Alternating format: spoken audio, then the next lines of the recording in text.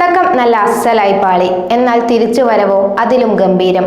ട്രോളിയവർക്ക് ഇനിയൊന്ന് തലകുനിക്കാം. ഇത് ഹർമൻപ്രീതിന്റെ സൂപ്പർ പെൺപടയാണ്. അത്ര പെട്ടെന്ന് പൊലിയാനുള്ളതുമല്ല വനിതാ ക്രിക്കറ്റിൽ അവർ കൊതിച്ച കിരീടവും.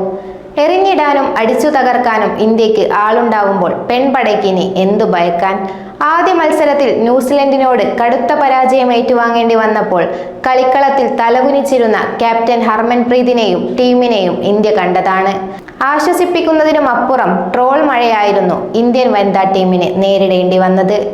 ലോകകപ്പ് ടീമിലുള്ള സജന സജീവനും ആശാ ശോഭനയും കേരളത്തിന് സ്വന്തമാണ്.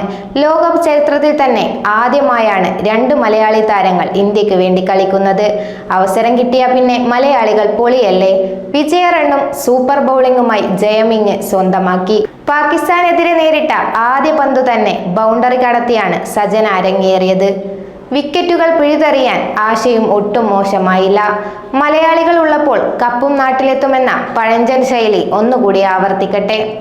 ടോസ് നേടി ബാറ്റിംഗ് തെരഞ്ഞെടുത്ത പാകിസ്ഥാൻ 20 ഓവറിൽ 8 വിക്കറ്റ് നഷ്ടത്തിൽ 105 റൺസ് എടുത്തു. മറുപടി ബാറ്റിംഗിൽ 7 പന്തുകൾ ബാക്കി നിൽക്കെ ഇന്ത്യ ലക്ഷ്യത്തിലെത്തി.